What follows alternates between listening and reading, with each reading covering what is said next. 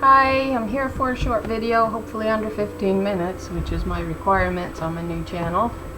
What we're going to look at is that false image that Nebuchadnezzar had his entire kingdom bowing down to, and threatened them if they didn't bow down to this false image as God, which was actually this image also that he had dreamed of, and was going to be smashed on its 10 toes by this mountain cut out without hands, which represents the daughter Zion, actually.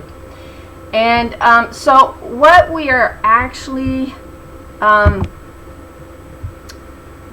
do is pull up a couple passages here. Okay, wait a second here. There we go.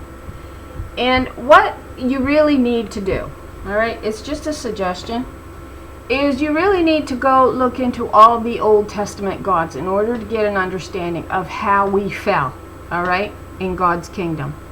And that fell when we began to disregard God's laws and commandments and began to take upon us a yoke on our neck. God calls this oppressive law that we're living under, this man-made law, these crooked statutes that we're living under, a yoke upon our neck.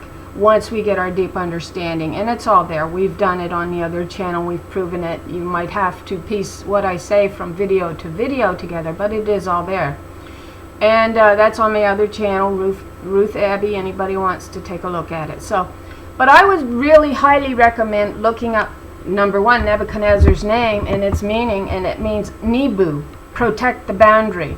So Nebu was also another god, supposedly, in the Old Testament. So when we say suppose, we mean they call themselves gods.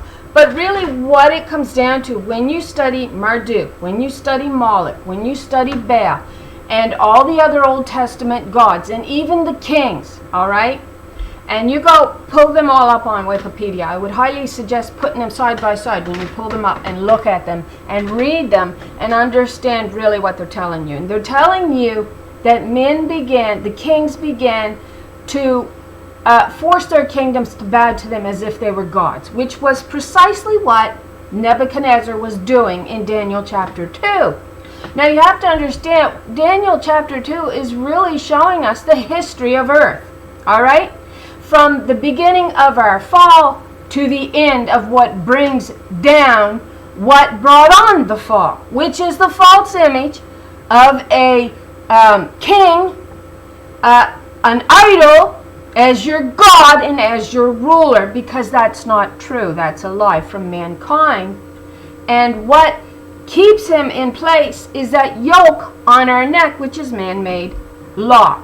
Now, like I said, I would really suggest going in and pulling up all of these false gods to get a deep understanding of just what they did, all right?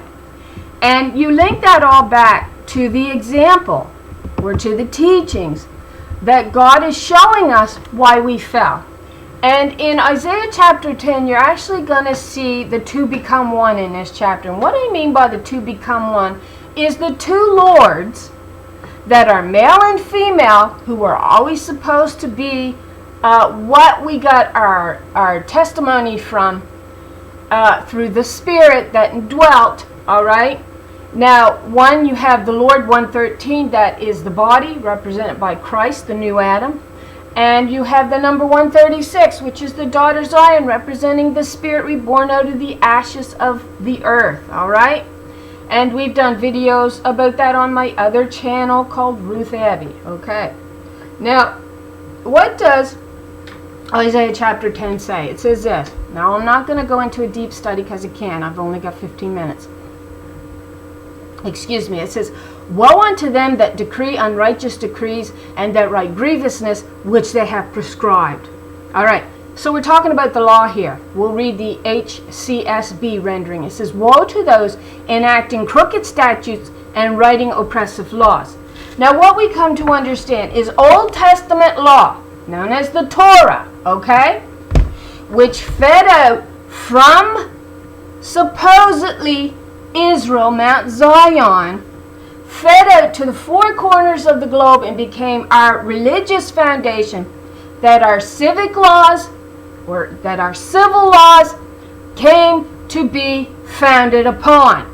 And what those did were actually put an oppressive laws, particularly on the daughters' necks. Daughters have never been given the rights that a man has. Men gives themselves rights all the time and tell women that she's not equal to man. All right. So we know from also further example when we get our understanding of the nation of Israel when it got divided into, God says, you divided my pleasant land. But that also takes us back to the dividing with the two women in allegory in Galatians 4:24. All right, that's what she means by the dividing of her pleasant land. The righteous daughters. You divided my pleasant land. You made a covenant with the harlot spirit, and you pushed out the covenant with my righteous daughters. Is what you did.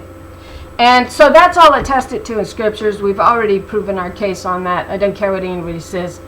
So it's talking about the oppressive yoke on the righteous daughter's neck, really, is what's in view at the heart of it. All right, we're not saying that the righteous sons aren't oppressed. The righteous sons who do view women as their equal in every way. It's talking about oppression of the righteous. All right. But it is the women in general that's being in view here as the representation of the righteous spirit. And yes, there is the harlot spirit that bows to these oppressive man-made law and man-made religious theology. They do bow to it. They do play man's harlot. They do teach it to their children, to the vineyard. And it's just empty doctrine. We will never deliver our children teaching man-made religious lies. We won't do that. And this Bible testifies to that. And that's that little scroll that's sealed up for the end days. It's going to testify to the truth. So what else do these laws do? It says to keep the poor from getting a fair trial and to deprive the afflicted among my people of justice so that widows can be their spoil and they can plunder the fatherless? No. Even though we got widows in view, we're talking about this earth that became motherless. And you know what the mother represents? It represents the spirit that gives life. So we became motherless. We became without a spirit that gave us eternal life. That's what we became. When we begin to teach a lying religious theology as taught to us by man who wrote those crooked statutes and wrote oppressive laws, they wrote violence against their sisters into the law. We're told that in Malachi 2 and many other places actually. And they used these and said, well, that's coming from God. That's coming from God. And they used those to put a yoke on our neck, one that we would bow to and say, well, okay, well, if it's from God, well, then it must be so. Not thinking for 5 seconds just how deep this lie really goes. And it really does go deep. And so what they did was so that they could plunder the motherless. And our mother come off of us as the spirit that gave us power, empowered us, as we began to play man's harlot. She says, you're no daughter of mine. You're not no daughters. Playing his harlot. And it says, what will you do on the day of the punishment when devastation comes from far away? Who will you run to for help? Where will you leave your wealth or your glory? So the great help was the Spirit, Mother God, the daughter Zion, who the first Adam did not want a covenant with. Now we began to speak on the Old Testament Torah. That's actually representative of the covenant with the harlot spirit and fallen Adam.